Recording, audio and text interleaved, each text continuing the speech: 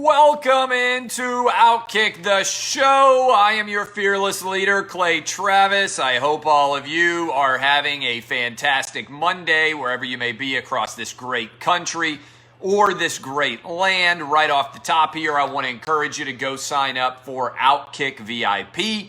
Get the best from Jason Whitlock, myself, everybody out there. You get a VIP message board. You get the ability to comment on all of our articles. Get an autographed copy, at least for the short term, of my book. And then I think we're going to have to go t-shirts because so many people are signing up right now. It's an awesome offer. It's a great opportunity. Go get signed up today at Outkick.com. Just finished literally 15 minutes ago a really outstanding podcast, long-form interview with Ben Shapiro. He's got a new book coming out. I think you guys will enjoy the conversation between us, which is mostly focused on the world of sports. Ben has a wildly popular podcast, and he does the Daily Wire company. There's a lot of discussion that we got into that I think you guys are going to love. Should be up later this afternoon. Search out my name, Clay Travis. It is my podcast, not Ben Shapiro's podcast. He came on, my guest, so we had a big conversation. Again, I would encourage you to go check it out. Clay Travis. You can search it on, that's my name. You can search it on iTunes. You can search out Outkick. It should be up later this afternoon, and I think that you guys will love it. So encourage you all to go check that out. We got a bunch to get to. A ton of different topics to dive into from over the weekend, including what I think is further dishonesty from the mainstream media. And I want to start right here with the coronavirus update, all right? Forever we have heard, oh my God, the cases are going to surge. If we open back up, the cases are going to surge and the death rate is going to skyrocket. There are going to be a lot of New Yorks, right? New York City, a lot of New York states. What we have seen so far is even as the cases have tripled, the deaths are not skyrocketing in Florida, Texas, Arizona, or anywhere else that the media is obsessed with the so-called second wave, all right? So you need to go look at the data that I wrote about yesterday on Outkick. But what it does is expose the media's lies and cover-ups of what happened in New York. Guys, Florida and Texas are on track to have the same number of confirmed cases as the state of New York, which has more cases than anywhere in the country. Yet they are going to have a 1/10 death rate in the state of Florida and in the state of Texas compared to what happened in New York. What happened in New York was an unmitigated disaster. And I'm hoping that having these stark realities put in front of the media, where they look at total number of cases and they look at the death rate and they recognize that Florida is 1/10 and that Florida's 1/8 and Texas is around 1/13 of the death rate. It's going to be, I think, impossible to ignore the disaster that occurred in the state of New York. There is absolutely no way to defend the decisions that were made in the state of New York by Andrew Cuomo. The media has praised Cuomo to the high heavens. He made the most disastrous single decision of any politician in the 21st century when it comes to loss of life, when he sent all of his patients back into nursing homes. It was an indefensible decision that is now being exposed by comparing the death rate to New York and everywhere else. Guys, it's not just in the United States either. New York and New Jersey have double the death rate of any other country in the entire world. If New York had handled things like Florida and Texas did, this would basically be a flu outbreak. Instead, all of these governors followed the lead of Andrew Cuomo, and in Massachusetts, and in Connecticut, and in New Jersey, and in Illinois, and in Michigan, and in Pennsylvania, the death rate skyrocketed based on idiotic leadership from Andrew Cuomo that was parroted by everyone else. This isn't my opinion. This is 100% reflected in the actual data. And I don't know why the media, by and large, as a group, is so allergic to actual data. The fear porn forecasts, which have time after time not panned out, totally led to a panic in New York.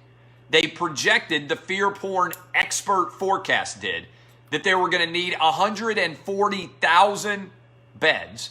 They turned the entire Javits Center into a coronavirus hospital. They brought up the ship, and they never actually needed to use it. This is an unmitigated disaster, a failure of the highest magnitude, and now you are starting to see, oh my God, a realization of how bad it is, because you can compare direct case numbers in Florida and in Texas with here. All right? This is a huge story that should be the number one overall story in all of America as it pertains to the coronavirus.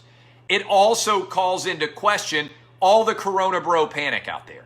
You know, all the Corona Bros running around like, oh my God, cases are up. Deaths are going to skyrocket after. It's not happening. Do you know why it's not happening? Because treatment is better, because it's not happening in nursing homes, and because, by and large, many of the people that are getting it now are young and they're going to be fine. It is a month now since the cases started to go up in a big way in Texas, in Arizona, and in Florida, and we haven't seen any kind of skyrocketing New York-like death rate. I want to put this into perspective for you right now. New York, according to their data right now, has a 1% death rate for confirmed cases, which means it's probably 0.1% since the CDC says we're only catching about 1 in 10 of every cases, right? But when you actually look at it, okay, when you actually look at the data, Florida is sending a pretty strong message here that we don't need to be concerned about the death rate from the coronavirus anymore, even if the cases go up. We need to be going back to school. We need to be going back to work. A 1% death rate among confirmed cases, which is going down under 1%, is a sign that the coronavirus is not the disaster that everybody wanted it to be. It's not the ultimate viral boogeyman, okay? So the data is important to follow, and to put it into context even more, at its current rate of around 10,000 cases a day, in order to equal the death rate in New York, Florida would need 300 straight days of 10,000 new cases in order to actually get there. Okay, I want to repeat that again because it's going to blow your mind. Texas would need over a year of the current infection rate to equal the same amount of percentage death as happened in New York. Florida would need 300 straight days.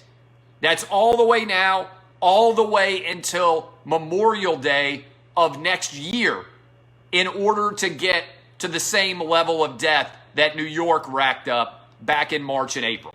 What we need to be asking is, why isn't there an investigation going on into what happened in New York, into New Jersey, into that executive order requiring that hospitals send patients out of the hospital and into nursing homes? It's the number one story in all of the coronavirus, and almost everyone out there is actually ignoring it. It needs to be the number one story in all of sports. But again, in all of coronavirus. 1/10 of the death rate in Florida and Texas, even as they approach the same amount of cases out there. All right?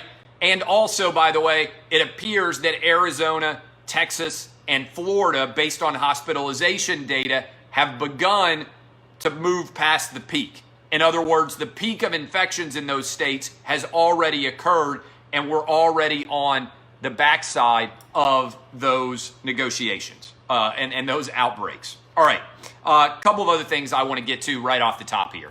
Jemele Hill said that everyone who votes for Donald Trump for president is a racist. Ironically enough, Jemele Hill's own mom voted for Donald Trump for president. You can't even make up this irony. But the biggest issue out here is that ESPN is paying Jemele Hill millions of dollars for a hagiographic documentary that's going to star Colin Kaepernick. ESPN, I had Outkick Cruz reach out to ESPN to ask if ESPN agreed if there were, if all Donald Trump voters were racist. ESPN said no comment. Let me repeat that. Jemele Hill said all Donald Trump voters were racist. We reached out at Outkick, my writers did, to ESPN to ask if ESPN believes that all Donald Trump voters are racist. And ESPN said no comment. ESPN has basically let it be known that everybody out there who has any kind of moderate political leanings, if you are anything other than a far left-wing loon, you are not in any way respected by ESPN. We saw this last week with Adrian Wojnarowski. We saw it with their embrace of woke center-related politics. ESPN is a far left-wing organization. They are MS ESPN. All right? And the fact that they won't even deny the fact that Donald Trump voters are all racist, which is what Jemele Hill said, is an unbelievable confirmation that if you are anything other than a far left-wing loony loser, ESPN has no interest whatsoever in your business. NFL training camps and by the way, let me just say this about Jemele Hill. It's not a surprise that statements like that play well on Twitter because it's racist, right? Let's just be straightforward and call it what it is.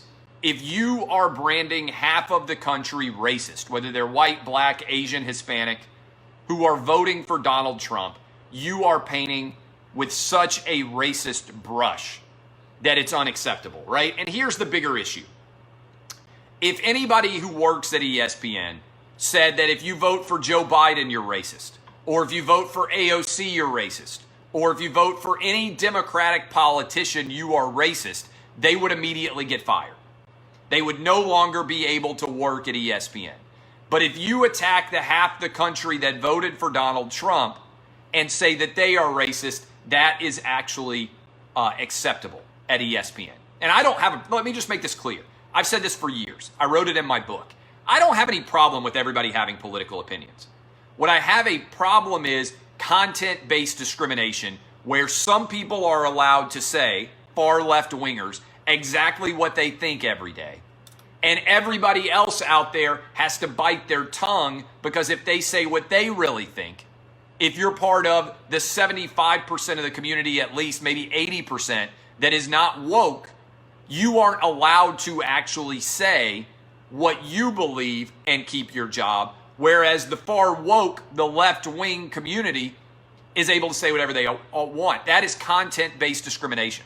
That is not an even-handed treatment of all opinions by Disney and by ESPN, and I think that's wrong. I think the standard should be everybody can say whatever they want, right? Everybody can say whatever they want on their social media accounts and let the public decide whether or not that is a smart move from a business perspective. I don't tell my employees what they can and can't say on their Twitter accounts. I don't tell them that they can't have left-wing opinions. I don't tell them they can't have right-wing opinions. I tell them to go out and have smart opinions. Be able to defend whatever you say. And as a result, that's why we're kicking ass at Outkick, because we're trying to treat everybody equally and because we're not trying to pick sides. We're trying to be straight down the middle every single day. All right, the NFL is coming back. Today, we had the beginning of the NFL return when you had players from the Kansas City Chiefs and the Houston Texans go get tested for coronavirus. Tomorrow, the rest of the rookies, I believe it's all the rookies that are coming in now. I don't understand the point of a preseason at all in the NFL. I think it is ludicrous. I think most of you agree with me. I don't like the 4 NFL preseason games now. I don't like the idea that they're going to play 1 or they're going to play 2 or whatever the number is. It doesn't make sense to be out there trying to play all of these different preseason games in the midst of an uncertain season. You don't want to get somebody hurt ever in a regular season, but I definitely don't want in the middle of the coronavirus to suddenly have a bunch of preseason games going on. Save it for the regular season. And so I think this will get worked out. I think the end result will be some sort of walkthrough type scenario for 1 preseason game, and that's pretty much it. But I would be fine. I happened to look over in the comments and see it. I would be 100% fine if there was never another NFL preseason game for the rest of history, because we don't do it in college. College football every year has true freshmen on the field who last played in a high school football game, and the first game of the season they're playing in a really monumental contest. And if college kids can do it, who are 17 and 18 and 19 years old, why in the world can an NFL professional who's had an entire offseason to work on it not be able to do it either? Only play games that count. I don't want to pay, as an NFL season ticket holder, I don't want 20% of my NFL season ticket charges to go to games that don't even make any sense at all, and where you watch them, and the whole time you watch them, you're just like, I hope my favorite player is not going to get hurt in a game that doesn't matter at all. So I hope the NFL is going to get it worked out. I think they are. Speaking of good news, a lot of good news. Major League Baseball coming back Thursday, NBA and NHL next week. NHL, you won't hear it a lot from the coronabros in the media, and you won't hear it a lot from the, hey, we can't play sports anymore ever again. You can't leave your house media community that's filled with coronabros. But the NHL announced they only had 2 positive tests out of 2,618 tests that they conducted last week. Let me repeat that. The NHL conducted 2,618 coronavirus tests. They had 2 positives. This is the overwhelming trend. You look at colleges, you look at pro teams, they are overwhelmingly producing tiny numbers of coronavirus tests among athletes, coaches, players, everybody, all right? 2 out of 2618. Good news for NHL. Keep it up, boys and girls, because it's the whole group that's being tested there. Ted Cruz dunked on Mark Cuban. Did you guys see this? And then Cuban tried to dunk back on him. They've been going back and forth all day. Cuban was tweeting about the NBA's anthem policy. And then Ted Cruz rose up and did like a 360 dunk on Mark Cuban, who called him out. Cuban did. And Cruz said, wait a minute, you're willing to call me out and say I don't have any balls, but you don't have the balls to actually talk about the NBA and the China situation and the extreme hypocrisy. I don't know if you guys saw the video of the Muslim minorities being hooded and had their head shaves and led onto trains. Right now in China, we have a situation that is the most historically analogous of all time to the Nazi German government. And the NBA, which claims that it cares about being on the right side of history, is taking billions of dollars from the NBA, from China to spread communist propaganda rather than actually stand up and say concentration camps are wrong. Basic human rights are correct. They're not willing to do that at all. It is a fundamental failure of political social justice warriordom, a hypocrisy of the most extreme magnitude imaginable, that these guys won't stand up and say in a straightforward manner, we believe in human rights, democracy, and basic decency from our countries around the world. All right? This is utterly unacceptable. All right? All the NBA statements that they are making have absolutely nothing to do with the fact that they are taking money from modern day Nazis. The NBA wants to claim to be woke, but LeBron and Popovich and Mark Cuban and Steve Kerr and all these woke scolds that are constantly walking around all the time telling you about all the awful things that are going on in America, they won't say a word about Hong Kong democracy or about China's failure to embrace basic human rights, which should exist everywhere in the world. All right? This is an mitigated disaster for the NBA beyond a shadow of a doubt. Another positive to close off the show today for you. Alabama and Texas A&M are currently looking for replacements for USC and Colorado. I believe the SEC wants to play not just a conference schedule, but an entire slate of college football this season. And as a result, there are reports out there that potentially Alabama and BYU are going to open up in week 1, which is just a little bit over a month away now. And that Texas A&M is out there looking as well for something that is going on in terms of a new week 1 opponent to replace Colorado. And so props to the SEC, props to the Big 12, props to the ACC for not canceling anything at all yet. Look at the data. We should be able to play full seasons in college football. You don't need to tuck your tails between your legs and run and hide yet like the Pac-12 and the Big 10 have done. The overall trend lines after a tiny little blip are starting to move back down again, okay? Deaths barely went up when cases tripled. That's a function of this virus not being very deadly. It's a virulent version of the flu, probably has a death rate of around 0.3, meaning 99.7% of all people who are infected actually end up getting sick in a serious way and dying, okay? Might even be lower than 0.3, and that's for all ages. If you are under 65 years old, the death rate is nearly 0, all right? Everybody needs to be playing, and fortunately, we are seeing almost everybody be playing. Let me hit you with this as we go out.